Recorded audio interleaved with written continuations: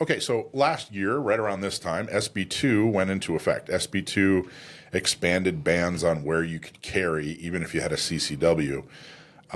We filed a lawsuit, and we got an injunction.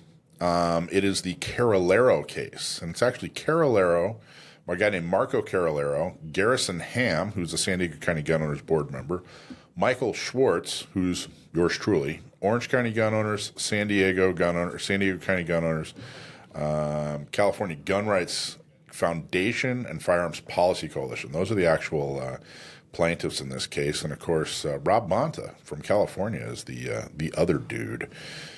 So here's what happened. There was an injunction, an immediate injunction saying, hey, this expansion on the quote-unquote sensitive areas, which is really just a gun ban. That's all that is. It's a fancy word for gun ban. Sensitive areas is a fancy word for a gun ban. They pretty much banned it in everywhere outside of your home. The injunction got rid of that.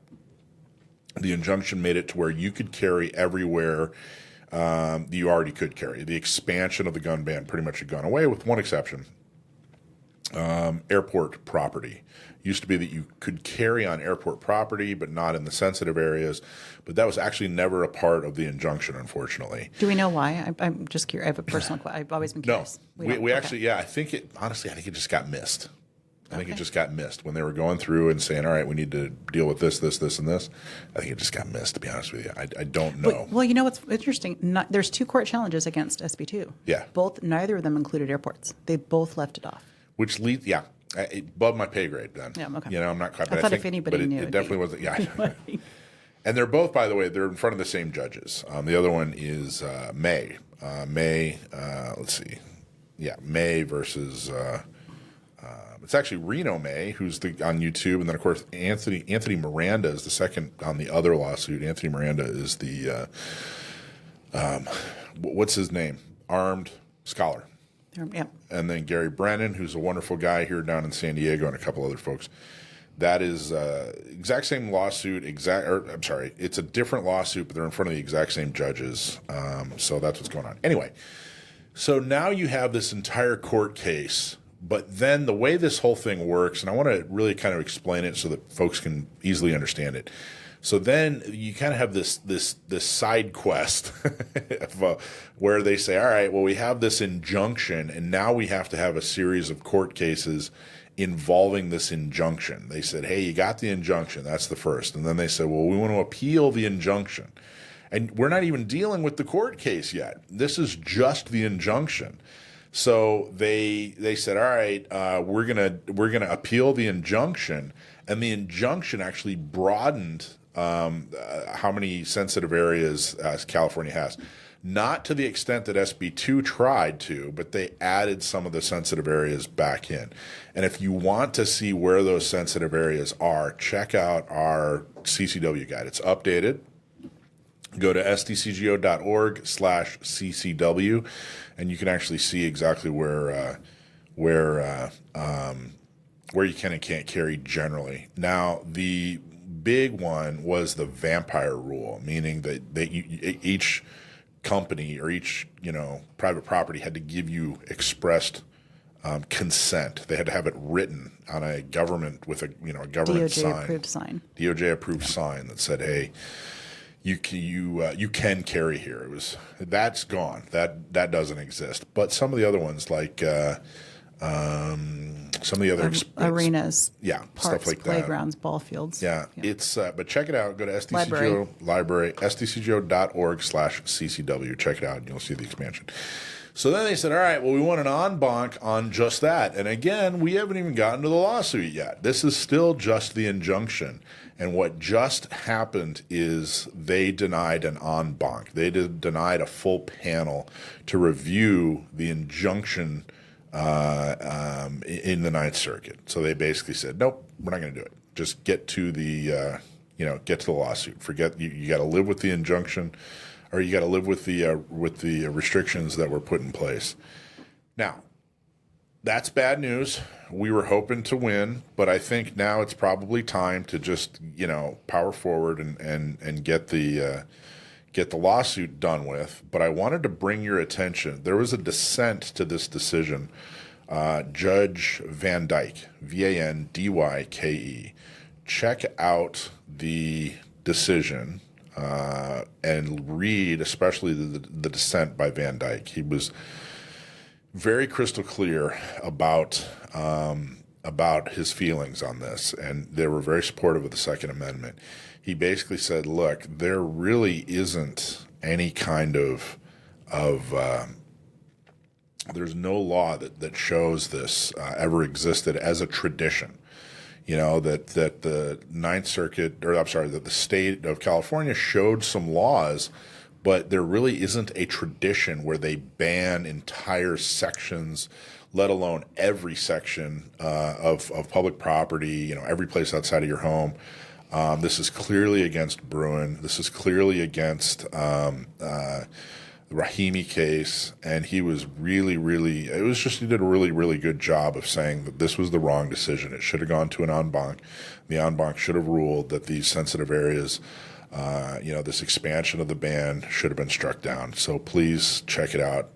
Read it. It's really well written. I'll just read you a little bit here. By ignoring the why and the how, the panel ran afoul of the Supreme Court's warnings not to overgeneralize when drawing a historical analogy.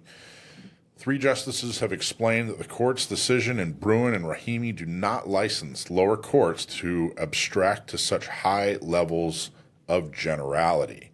A court must be careful not to read a principle at such a high level of generality that waters down the right. And that was a direct quote right out of Rahimi. He really gave him the business. So check it out. Okay, so that's what's going on with the SB2 case. There was another case I wanted to talk about, bring to your attention. We have a similar case here in California. California blocked the right for adults who are 18, 19, and 20 to own firearms. And I wanted to talk about it because there is a similar case there was a decision actually a few months ago, Rocky Mountain versus Colorado is what it is, and I wanted to read you a little bit about it. It's the age requirement challenge. Actually came out in November, but I wanted to kind of point out a couple of things here. The panel lifted a preliminary injunction blocking the law on November 5th, saying that Colorado's age limit is a condition or qualification on the commercial sale of firearms that falls outside of the scope of the Second Amendment. So they're saying the Second Amendment doesn't protect adults who are 18, 19, and 20. In 2023, the state amended Colorado statute, et cetera, to generally prohibit individuals under 21 from purchasing firearms. Rocky Mountain gun owners and 2 Coloradians sued Governor Jared Polis, alleging that the provision violated the Second Amendment right to keep bear arms. The U.S. District Court for the District of Colorado issued a preliminary injunction blocking the restriction while the case proceeded. The court said the individual plaintiffs would likely prevail under the Second Amendment framework established by Bruin. Under Bruin, if the plain text of the Second Amendment covers the conduct at issue, then Colorado must demonstrate that it is that its restriction is consistent with the nation's historical tradition of firearm regulation, according to the district court. Okay, so that was just an article, just kind of a summary, all right? And I wanted to talk about how the court, who said, hey, yeah, you absolutely can deny an 18, 19, or 20-year-old adult. You can deny them their Second Amendment rights because it's kind of important to understand their misunderstanding. And this is from the decision. Third, this is a piece of it, but third, we reject the notion that the minimum age for purchasing a firearm should automatically mirror the minimum voting age of the U.S. Constitution. By its plain text, the Constitution does not establish a one-age-fits-all standard for all rights. Equally misguided is the belief that the age at which most states currently set the age of majority, the point at which one is no longer considered a minor, is the only appropriate minimum firearm purchase age. Indeed, at the founding, most states set the age of majority at 21. So you can already see they're using the, text tradition against us. the history, text, tradition against us by saying that, hey, back when the Second Amendment was written, 21-year-olds were considered the age of majority, not 18-year-olds. Quote, under English common law, individuals under the legal age of majority, 21, were entirely subsumed under the authority of their parents, usually their fathers or guardian.